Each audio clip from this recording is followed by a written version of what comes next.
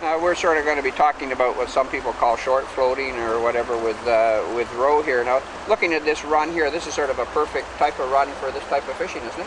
Yeah, well, I mean, this is a good fish. There's a side channel where it's running in the main river, and you've got some slow water where fish were coming up around this corner here through the hard water, and they're going to pull in here. Not all of them, but a portion of them for sure. And it's a nice, easy going drift. You can see how the water is here. It's nice and slow.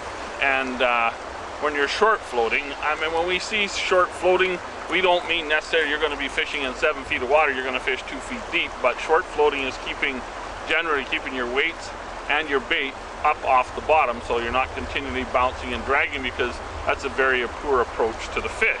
When the fish are coming up the river, they migrate, they slow down in here. They don't lay necessarily right on the bottom. They might be up mid-water a little bit.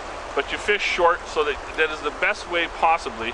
Keeping your bait off the bottom a little ways is the best approach to the fish. It's the most natural looking drift. So your chances of an encounter with a fish, of course, become much higher if you're getting really good approaches to the fish. And that is the key with short floating, is that it does produce a really nice approach to the fish, a natural drift. Well, let's just throw a cast out here and just sort of show how there's a nice fish boiled right there. Maybe you can catch him on this one. Just sort of explain how you should be doing this. Look in this run here. If you look out on that edge, it's quite a bit shallower, but as it drops in this trough here, there's about 5 feet of water in here. As you can see, I'm fishing about 3.5 feet to my weight.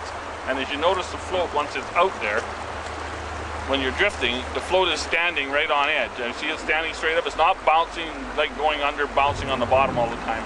But that bait is just up maybe a foot off the bottom, right about where the fish should be running up the river.